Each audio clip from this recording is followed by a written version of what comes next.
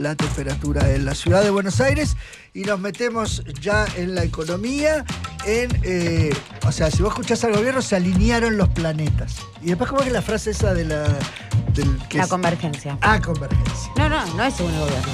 Digo, es un dato. Sí. No es un decir del gobierno, porque hay que decirlo. Digo, la macro se está ordenando y casi que te podría decir, la macro está ordenada.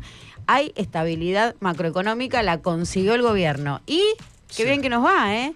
Tanto que queríamos el ordenamiento macroeconómico que efectivamente está sucediendo. Digo, no es, dice el gobierno, efectivamente está sucediendo. La inflación que se va a dar a conocer la semana que viene, el IPC nacional, seguramente esté ahí en la zona del 3%, con mucha probabilidad de perforar el 3%. Digo, si uno 3,2 dio Ciudad, ¿no? Sí, Ciudad igual, digo, no hay que caer en la tentación de dejarse llevar por el IPC de la Ciudad de Buenos Aires, que tiene ponderaciones muy distintas, pero sí observar el comportamiento de alimentos en el IPC de Ciudad, ahí sí, porque alimentos tiene mucha incidencia en el IPC nacional, no así en el de Ciudad, y alimentos, por ejemplo, el SG, que ya consigna la variación de alimentos de la primera semana de noviembre, 0.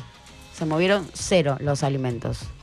Porque ahí juega fuerte también, porque otra vez, ¿no? Vamos a hablar de que son promedios. Entonces, otra vez, cuando uno ve cómo se conforma la canasta de alimentos, carne. Carne pesa un montón. Y la carne está congelada. Justo ayer subió. No, yo la encontré en mi carnicería más cara. No sé si es un dato. ¿Pero qué? Global. ¿Qué corte? Todos. Por el bife de chorizo que yo suelo comprar, 11.500 estaba el kilo, ayer estaba 12. 11.500 había estado durante un montón de tiempo. Un montón de tiempo, y ahora hay un despegue. No sé, esto es la carnicería, ayer es una anécdota. No, muy, claro, no. Muy yo como no cuando lo pones noto. el micrófono carne, que fue a la esquina. Yo es un consumo que tengo principal también. Tengo otro tipo de consumo de cortes, pero... ¿Eso corta la primera semana de noviembre? Primera semana de noviembre el SG, 0. Bueno, ¿sabes qué? Porque los aumentos fueron ayer también, la leche, ponele. O sea, cuando cortó. Porque hasta la semana pasada estuvo, es verdad. ¿Sabés con qué tiene que ver los aumentos que empezaron a correr ahora esta semana y vamos a ver los números semanales la semana que viene? ¿Con qué? Con el aumento de las tarifas de electricidad. Eso se traslada rápidamente y suba de naftas. Porque una vez más vamos a marcar que son 3 tarifas que vuelcan inmediatamente a precios. ¿Por qué? Porque el comercio paga la luz, recibe los alimentos por camiones y eso traslada a precios. Sí. ¿Sabes por qué digo dice el gobierno? Porque los datos son reales, obvio. Sí, claro. Pero hay todo como un reacomodamiento. Por ejemplo, va a haber un lío bárbaro con los colectivos que pasaron el aumento de tarifa, le dieron el aumento de los cosas, pero pasaron las otras tarifas, Lucas. El tema ese famoso que contó usted que habían postergado el pago a las... Pero es lo que, claro, a ver, no. ¿Se pagó eso o no pasó. se pagó? A ver, eso es lo que pasa. Ellos dijeron, vamos a pagar tal día, pagaron 2 meses después. Sí. Ahora dijeron, vamos a comprar, digo, para los vencimientos. Pero ordenemos esto. Una cosa es lo que uno proyecta y uno dice, esto es lo que va a pasar con los colectivos, ¿sí? Y otra cosa es los datos que tenemos hoy. Bien, sí. Los datos que se acabó tenemos la hoy. bicicleta financiera también. No se acabó la bicicleta financiera. Está más no. caro el dólar MEP que el Pero dólar ese blue. ese es el rulo menor, digo, Y ese bueno, rulo no, pero estamos del carry trade, la bicicleta financiera es otra, Mato, tiene que ver con los dólares que entran, hacen el diferencial en pesos y a punta terminan y más.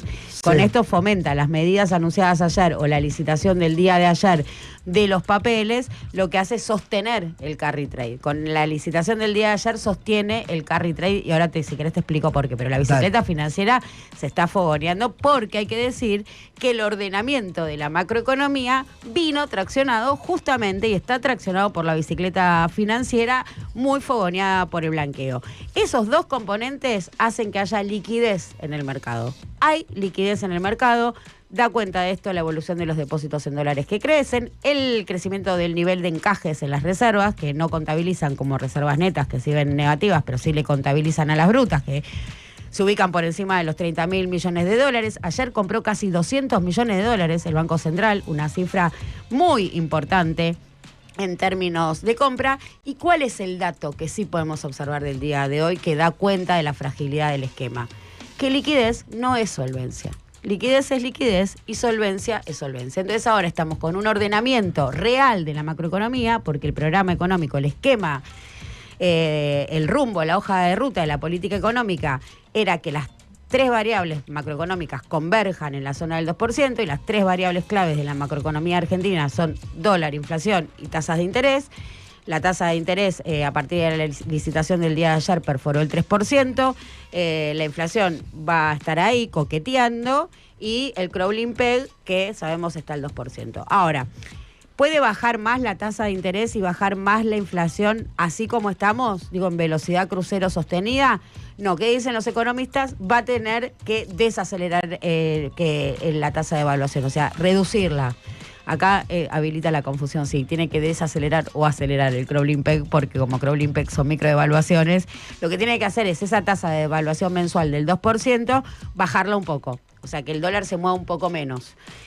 Y esto es lo que le dicen los economistas y lo que reconoce el propio gobierno, porque Federico Furiase, que es un pibe del riñón de Caputo, digo, los dos pibes que formó Caputo en Anker son Federico Furiase y Martín Botier, que trabaja, Martín Botier de hecho es director del Vice, y están muy cerca suyo, estuvieron en una entrevista en Neura y le dijeron hay que acelerar el Crowley-Peg. Y esto es muy interesante, porque lo que desnuda es que el gobierno entiende claramente la estrecha relación entre dólar e inflación, con lo cual la inflación deja de ser explicada solamente por el desorden macroeconómico, porque como vemos la macroeconomía se ordena y aún así no puede sostener la convergencia si todavía no aprieta más el dólar porque se le traslada a precios. El gobierno, el objetivo principal es contener la inflación, ahí mide el éxito o el fracaso de su política económica.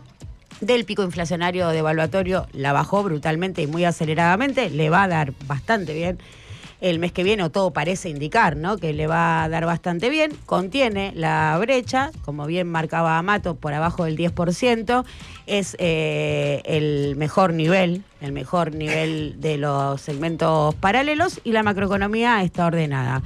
Y esto es muy interesante porque cuando el gobierno dice, bueno, yo asumí un gobierno con todo el respaldo social y el consenso, porque lo que había que hacer era ordenar las cuentas del sector público, ordenar la macroeconomía, y todos salieron a bancar eso, sí, hay que ordenar la macroeconomía porque este país es un quilombo, el descalabro y la inflación. Lo que hay que empezar a notar es que el ordenamiento de la macroeconomía no se traduce en mayor bienestar para la mayoría de la población. Esto es lo que hay que entender. Total. Que la macro esté ordenada y la macro se está ordenando, no se traduce necesariamente como mayor bienestar para la población. Como tampoco la recuperación del sector industrial, que también hay que decir, recupera. Y esto es un dato. Digo, si uno ve el nivel de actividad y cómo se mide el nivel de actividad cuando dábamos cuenta de la recesión, nosotros dábamos cuenta, veníamos diciendo la industria cayó 25%, cayó tanto, lo cierto es que hace 3 meses que rebota. Y rebota y morigeró la caída interanual, porque nosotros hablábamos de una caída industrial al principio de año de por encima del 20%, y ahora estamos hablando de una caída interanual del 12%. Entonces, estas recuperaciones van morigerando también la caída interanual. Ahora, la recuperación de la industria, ¿se traduce como mayor bienestar para la población? Tampoco, y esto está condicionado por el modelo. Y ahí ya no es el esquema o las variables o el programa, sino el modelo. Y hay factores o componentes, denominadores comunes que atraviesan a la gestión anterior y esta gestión y que vienen de arrastre, y uno de ellos es la voracidad exportadora, que por supuesto atenta contra tu mercado doméstico. O te puede ir muy bien en términos de divisa, podés tener superávit comercial, pero eso siempre va a concentrar en las mismas manos, y esas mismas manos no lo vuelcan como inversión, porque lo vemos, y esto hay que decirlo, el nivel de inversión sigue bajísimo, con Rigi, con desnudos y bailando en el caño, nadie nos pone un dólar. Y entonces, digo, ahí hay una clave. Digo, y no tiene que ver con la seguridad jurídica. Entonces, es donde los estados tienen que salir a cubrir eso, justamente motorizando, incentivando lo que se llama la demanda agregada con inversión pública que sustituye la ausencia total de la inversión privada. Esto es el dato, el mecanismo de funcionamiento. Ya que hablabas justo del tema del desarrollo y de la recesión o no, anoche Javier Milei anunció formalmente el fin de la recesión. Escuchalo. Hoy vengo con un mensaje muy particular que quiero transmitirles a ustedes y a todos los argentinos. Ese mensaje es que la recesión ha terminado y el país ha comenzado a crecer.